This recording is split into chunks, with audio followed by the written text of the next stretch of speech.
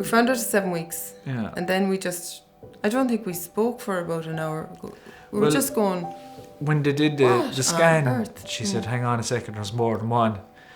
And two, and Marie was in shock. I just bust out laughing. I nearly fell off the chair. Then we came to 25 weeks and 2 days. And we were scanned, and then they were double checking and triple checking and double checking. They said no. Yeah. There's a 50-50 chance we're going to lose one or both of them. Now 50-50 for us is way too high. It was. So when you were born, the one thing we didn't expect to hear was them cry. We actually didn't like. So we did. Little squawk. Two little squawks. Yeah. I saw them the next day. They were separate. They were ventilated. Tiny little nappies on. You're being right and just chilled out there. I got to meet my boys. Yeah. We were taken aside until Lorcan was very, very sick. He was developing an infection in his gut, and he was quite serious. And then we were pulled aside and told Cathal was critical.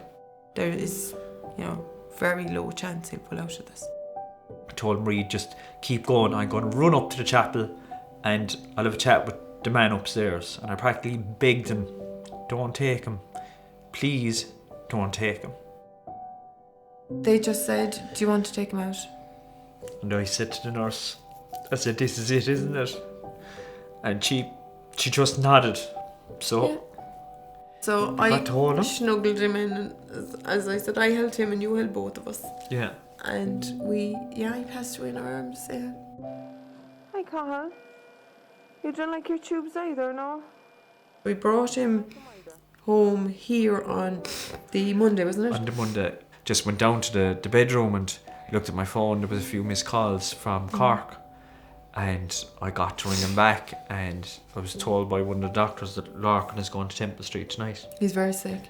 We just drove off from a funeral, literally, of one son, and they were preparing him for an ambulance transfer to Temple Street. Yeah.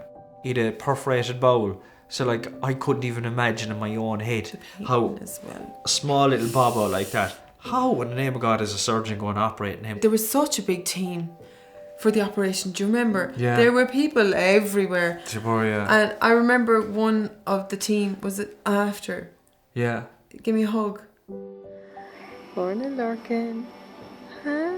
He was back from his operation and improving all the time and getting better. You just don't want to leave. And in the end, when the nurses said, you're going to have to get some rest.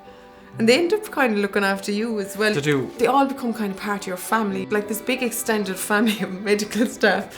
Temple Street do all these little magical things. Oh my God, they do so many little things. Yeah. And they brought two music students in, one playing a cello and one playing a flute.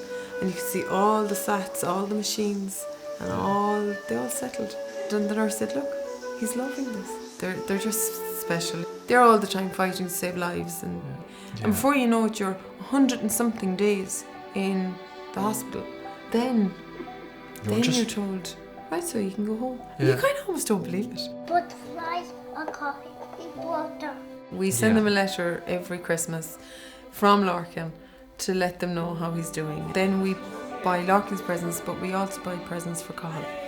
And Cathal's presents get packed, parcelled up and sent to Temple Street as well. You walk in and there's all this amazing stuff happening in there, and all these lives being saved and miracles happening. And we were sitting, especially in ICU, you'd see those where the plaques would be on the incubators, and then you realise that every bit that was linked into him that helped him was on there because someone took the time to donate. It all adds up.